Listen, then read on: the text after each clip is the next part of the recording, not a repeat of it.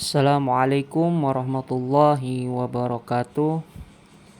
Di sini saya memenuhi tugas presentasi untuk mata kuliah Ulumul Hadis yang dibimbing oleh dosen dan Dr. Andes Hajah Mardiah Agustiana. Langsung saja, perkenalkan, nama saya Muhammad Lutfi, NPM 25126623, Prodi Pendidikan Agama Islam, Fakultas Tarbiyah, Kampus Institut Agama Islam Darussalam Martapura. Di sini saya akan menjelaskan beberapa slide. Slide yang pertama yaitu pendahuluan. Di pendahuluan ini dijelaskan bahwa hadis merupakan sumber hukum Islam kedua setelah Al-Quran. Oleh karena itu, keaslian hadis sangat penting untuk dipahami agar tidak terjadi kesalahan dan mengamalkan ajaran Islam. Salah satu jenis hadis yang akan kita bahas adalah hadis mursal. Hadis mursal adalah hadis yang diriwayatkan oleh seorang tabi'in langsung dari Nabi Muhammad SAW tanpa menyebutkan sahabat sebagai perantara. Hal ini menyebabkan sanad hadis tersebut menjadi terputus. Karena adanya keterputusan dalam sanad, para ulama memiliki perbedaan pendapat mengenai apakah hadis mursal dapat dijadikan sebagai dasar hukum atau tidak. Ada yang menerima dengan syarat tertentu dan ada juga yang menolaknya. Oleh karena itu, penting bagi kita untuk memahami hadis mursal agar tidak salah dalam menggunakan hadis dalam kehidupan sehari-hari, terutama dalam menentukan hukum dan ibadah Islam. Lanjut, slide yang selanjutnya yaitu tentang pengertian hadis mursal. Hadis mursal adalah hadis yang diriwayatkan oleh seorang tabi'in, yaitu orang yang hidup setelah masa sahabat yang pernah bertemu sahabat tetapi tidak bertemu langsung dengan Nabi Muhammad SAW. Namun dalam periwayatannya, tabi'in tersebut langsung menyandarkan hadis kepada Nabi tanpa menyebutkan sahabat sebagai perantara. Dalam ilmu hadis ini menunjukkan bahwa sanad hadis tersebut terputus karena ada satu mata rantai periwayatan yang tidak disebutkan, yaitu sahabat.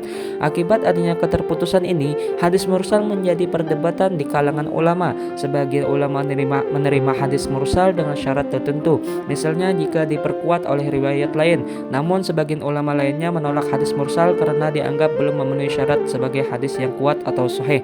Dari penjelasan ini kita bisa memahami bahwa penting untuk mengetahui struktur sanad dalam hadis agar kita dapat menilai apakah suatu hadis dapat dijadikan dasar hukum atau tidak.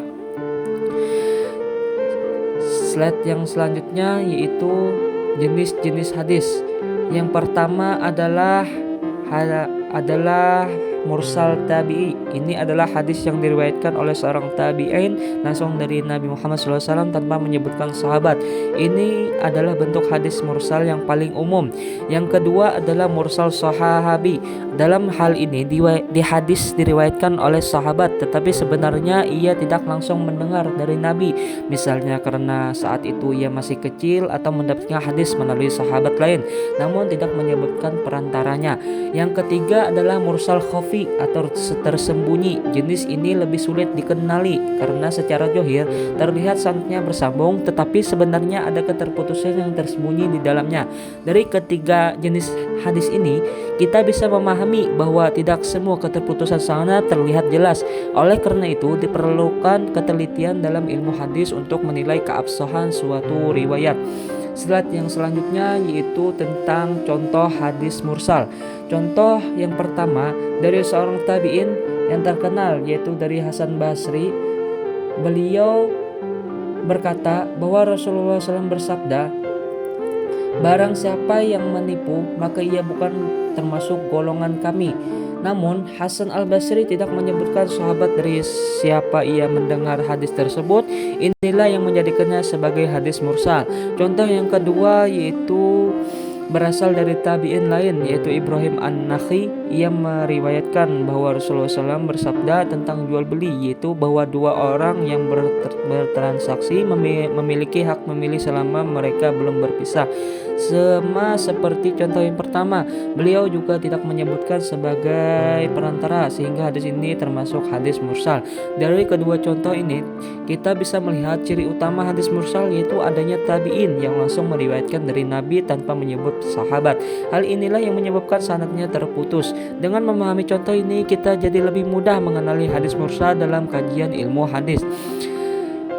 Slide yang selanjutnya yaitu mengenali kedudukan hadis mursal.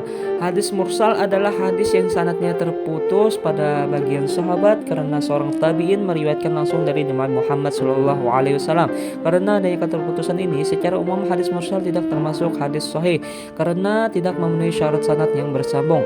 Namun dalam hal penetapan hukum, para ulama memiliki perbedaan pendapat. Pendapat pertama adalah yang menolak hadis mursal, artinya hadis ini tidak dijadikan hujah atau dasar hukum karena dianggap lemah.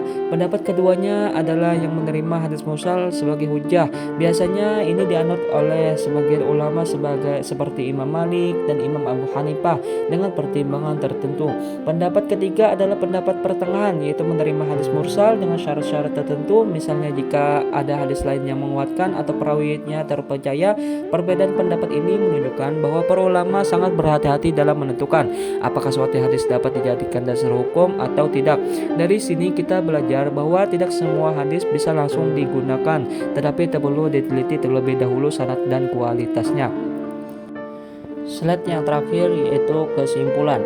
Hadis mursal adalah hadis yang sanadnya terputus karena seorang tabi'in yang meriwayatkan langsung dari Nabi Muhammad SAW tanpa menyebutkan sahabat sebagai perantara.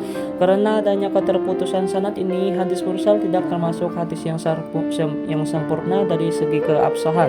Para ulama berbeda pendapat mengenai kedudukannya. Ada yang menolak, ada yang menerima, dan ada yang menerima dengan syarat tertentu. Oleh karena itu, hadis mursal tidak bisa langsung dijadikan sebagai dasar hukum tanpa diteliti terlebih dahulu.